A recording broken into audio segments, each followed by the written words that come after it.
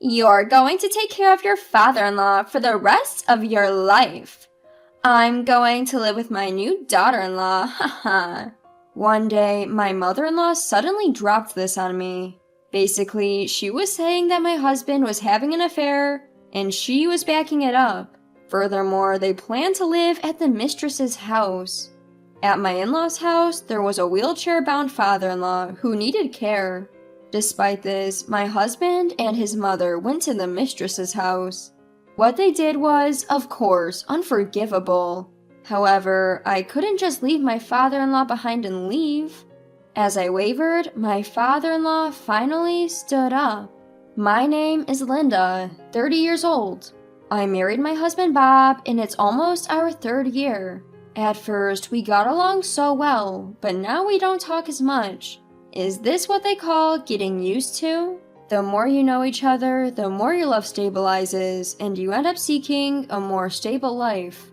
There was no problem with our marital life, but it could be described as unstimulating. Plus, about a year ago, my husband's job got busy, and he started to work overtime. Business trips, which were almost non-existent before, have become a few times a month. However, he always covers the living expenses, and I have a job too. I can't always worry about him. Sometimes when he comes home early, we have dinner together and make up for the lost time. From the outside, it may look like our marriage is cooling down, but that's not the case. This is the shape of our marriage. This unchanging married life was our norm. Then, one day, when I finished work and came home, my husband was already there. Usually, he doesn't come home until after 10 p.m., but it was still 7 p.m. "Welcome back." To his greeting, I asked back, "Bob, you came home early today. Didn't you have to work overtime?" "That's not the point. My father had an accident and is in the hospital." "Wait, your father?" According to my husband, his father had an accident on his way to work at his own company when a car ignoring the red light crashed into him. Fortunately, he didn't have any fatal injuries, but he was left with paralysis in both legs and one arm, forcing him into a wheelchair-bound life. "My father-in-law had an accident? You've got to be kidding. My father-in-law, who loved hiking and fishing, is now wheelchair-bound? That's too pitiful." My father-in-law was an outdoor enthusiast, and he often took my husband and me to various places. He treated me like his own daughter and always said, "If you ever have any problems, feel free to rely on me." Such a father-in-law had an accident? It was hard to believe. My father-in-law was running his own company, but my husband works for a different company. So we weren't immediately notified about his accident. We only found out when my mother-in-law contacted us. In this day and age, we couldn't visit him as often as we wanted, which was frustrating. My husband Bob started the conversation with a serious look in his eyes. "Well, Linda, Mom asked me to do something about Dad." "What did your mom ask for?" "Well, she was wondering if we could help take care of Dad." "Take care of your father?" "Yeah, Mom's been getting on in years, right? So she's finding it difficult to do it all by herself. She wants us to help out." "So that means we'd have to move to your parents' house?" "That's right. There's plenty of room at their house, and we'll have enough space. What do you think?" I fell silent. I admire my father-in-law and care about him a lot, but I can't just say, "Oh sure, no problem," and readily agree to a thing that I've never done before. It's not that I don't care about your father, but I have a job too. Suddenly, asked to provide care, what should I do? I racked my brain trying to come up with the best solution. But no matter how much I thought about it, no good ideas came to mind. Perhaps sensing my state, Bob took my hand and stared at me straight. "Linda, I need you. I know it's going to be tough since it's your first time. But if we leave it all to Mom, I'm worried she might break down too." "Well, I think it will be tough. But I have a job too." "Linda, you can quit your job. I'll earn our living expenses, so can you dedicate yourself to taking care of Mom and Dad?" Quit my job? "Yes, I'll earn the money and support you. That's why I need you. Our family needs you. Bob pleading on his knees repeatedly. Eventually, I decided to quit my job and dedicate myself to taking care of my father-in-law, just as Bob had said. A few days after we started living together, Bob suddenly said, "I'll take over my father's company and become the president." Even my father-in-law was surprised by this, but perhaps he was secretly happy that his son would take over his company. Tears welling up in his eyes, my father-in-law said to Bob, "Bob, I can't believe you said that. After all this time of you saying, I won't work at your company. Well, that was, how do I say it, like playing hard to get? With you in this condition, Dad, I can't just leave the company alone, right?" "Thank you. I was wondering what to do with the company. I thought I'd leave it to someone who I can trust. But if you're willing to take it over, I'd like to pass it on." "I knew you'd agree, Dad. I'll do my best as your son." "Yes, I'm counting on you. For the sake of the employees who followed me, please create a good working environment." "Of course." So, Bob took over his father's company, and my father-in-law moved from the president to the chairman. Usually the chairman has various responsibilities. However, my father-in-law decided to leave the company's operations entirely to Bob, retaining only his title. 2 months had passed since Bob took over after my father-in-law. Every day he returns home past midnight. At first I thought he was just busy with unfamiliar work and kept working overtime, but every night of overtime work is surely too much. What further aroused my suspicion was my husband's peculiar scent. That day I was unable to fall asleep, and as the late night hours rolled by, I was still wide awake. When I got up to drink a glass of water from the kitchen, I heard the front door open. I quickly moved towards the entrance, and the moment I greeted him with "Welcome home," I smelled the scent of soap coming from my husband. Upon seeing me, my husband opened his mouth with a surprised look. Why are you up at this hour?" I couldn't sleep." "Bob, you've been coming home late as usual." "Well, I can't help it, can I? I've taken over my dad's business, and there's a lot I don't know." "I see. You must be having a hard time." "I'm tired. I'm going to bed." As he tried to leave, I smelled the scent of soap again. On the spur of the moment, I grabbed his arm and interrogated him with a stern tone. "Bob, who do you usually work overtime with?" "What? Why the sudden question?" "No, it's just, I noticed a nice scent coming from you." "Why the hell should I know that? I'm working my ass off. Don't ask me about such petty things." His facial expression was more irritated than ever. His attitude only served to amplify my suspicions. As I struggled with how to press him further, Bob let out a sigh. "Seriously, can you stop with that? I come home tired, and you interrogate me as soon as I get back. That's not a pleasant welcome." "I didn't mean to. I was just curious." "So you're doubting me? We're living comfortably because I work like this every day. Do you get that?" "I understand that." "Damn it. If you have some time to talk about this crap, why don't you do some cleaning? I don't have time for this." With that, he stormed off upstairs, leaving me alone in the living room. When I peeked into the bedroom, he was ignoring me and messing around on his smartphone. Despite my attempts to apologize, he ignored me completely. The next day, my mother-in-law confronted me with a demonic expression. "Linda, I heard you suspected Bob of cheating yesterday?" I didn't suspect him. I just asked who he was working overtime with. "That's suspicious enough. You're able to live because Bob is working hard. Do you realize that?" "I do, and I'm grateful. All I did was voice a concern I had." "That's what I'm telling you is rude. What are you trying to achieve by making Bob uncomfortable? You're the worst as a wife." After screaming at me, she dumped all the housework on me and stormed out. My mother-in-law has never really liked me. In front of my husband and father-in-law, she pretends to share the housework, but in reality, I'm the one doing all the chores in this house. And, of course, I'm also the one taking care of my father-in-law. My mother-in-law often finds excuses to go out, returning only in the evening. My father-in-law, who basically stays in his room, is not aware of how often she leaves during the day. Sometimes people from the company come to visit him, but other than that, he hardly ever leaves his room.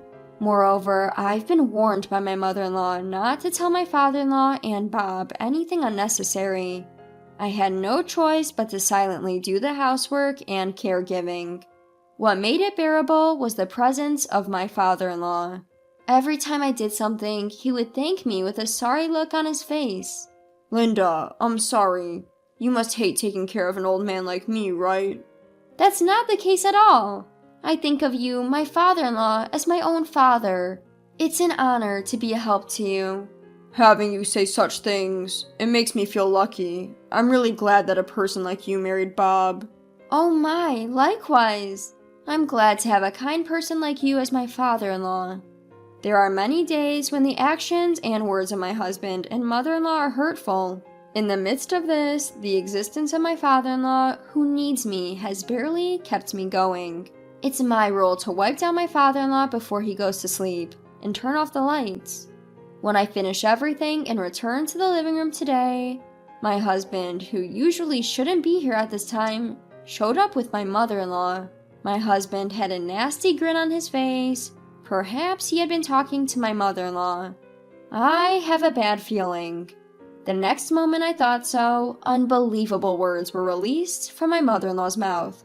"Oh, good timing! I have something to tell you." "Something to talk about?" "I'll cut to the chase, okay? You should take care of your father here for the rest of your life." "Mother-in-law? What are you talking about?" "I've decided to live with a new daughter-in-law. Of course, Bob will be with me too." "A new daughter-in-law?" I unintentionally lost my words at the shock. I realized I was frozen on the spot. A new daughter-in-law? What on earth is she talking about? Why doesn't Bob say anything? As if to ridicule my silence, my husband shoved a divorce paper in front of me. "I have a girlfriend. My mom and I have decided to live at her place." What? "I'm going to pack up now and leave with my mom. Whether or not you submit the divorce papers is up to you. But you know, either way, it's your job to take care of Dad." "No way!" I felt hopeless, and I collapsed to my knees on the spot. My husband and mother-in-law started packing their things, leaving me behind. Tears start to spill in the silent living room. Then my father-in-law in his wheelchair appeared. "Linda, it's quite noisy. What happened to Bob and his mother?" "Father-in-law." "Hey, why are you crying? What exactly happened?" I conveyed the conversation I had earlier to my father-in-law. His expression became increasingly stiff, and by the time I finished telling him, his eyes had changed. He stood up briskly and announced with an unprecedented strength, "Linda, it's time for a counterattack." "Huh? Your legs!" "Sorry for keeping silent. The truth is, I've been able to walk for a while now. It's okay, leave everything to me. The preparation is already in place." My father-in-law pulled a large brown envelope from the drawer and showed me its contents. "Father-in-law, this is..." What was inside were various pieces of evidence of my husband's infidelity, and, unbelievably, evidence of my mother-in-law's infidelity as well. According to him, since Bob became the president, my father-in-law had trustworthy employees monitor his actions at the company. As a result, it was found out that my husband leaves work precisely on time every day. Despite everything, I found him coming home after midnight every night. My father-in-law then commissioned a private detective to investigate my husband. He seemed to have noticed that his wife was out during the day, and he asked them to investigate her as well. As a result, both of their affairs came to light. The woman my husband was cheating with was also known to his mother, and it was found that they had met together. These pieces of evidence were obtained just recently. He seemed to be struggling with when to tell me the truth. "It's blunt, but I'm glad I could talk." "Linda, what do you want to do?" I want to get back at those two." "I see. Leave the rest to me." My father-in-law then made a call to someone on his smartphone. It seems to be someone from his company, and my husband was subsequently demoted from his CEO position. I submitted the divorce papers as my father-in-law had told me.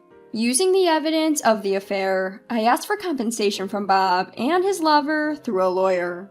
A week later, Bob came to visit his parents' house. presumably because a certified mail had arrived. In front of me and my father-in-law, he yelled back defensively, "Hey, Dad, what's going on? Just because I cheated, there's no need to fire me from the CEO position." "Shut up. You didn't help me with my cure, and you hurt Linda. It's a million years too early for a scumbag like you to be in a leadership position." "What? I'm cutting ties with you. Never come back to this house again." But... Bob fell to his knees in tears. He clung to me in disdain, pleading desperately. Linda, please. I don't mind if you retract the divorce, So? Please convince Dad. I'll break up with my lover, so please drop the compensation claim. Even now, this guy is only thinking about saving himself. I was utterly disillusioned with him. To release all my pent-up frustration, I spoke boldly. "What are you talking about now? Retract the divorce? I didn't ask for that. You know what? I feel great to be able to divorce a scumbag like you. There's no way I'll ever go back to being your wife." "Do you mean you've already... the divorce papers?" "Of course! Why should I willingly stay married to a terrible person like you? Being divorced and being fired as CEO, it's all your own fault. It's the seed you sowed." "But those divorce papers, I only used them as a thread." "I thought so. I hope you, your mother, and your lover all go to hell. You need to give up on the idea of getting help from someone else." With a dismissive gesture, I threw him out the front door. From outside, Bob's pleading cries could be heard. "Help me! I was wrong. I won't cheat again, so please forgive me. Linda, Dad, please, don't abandon me."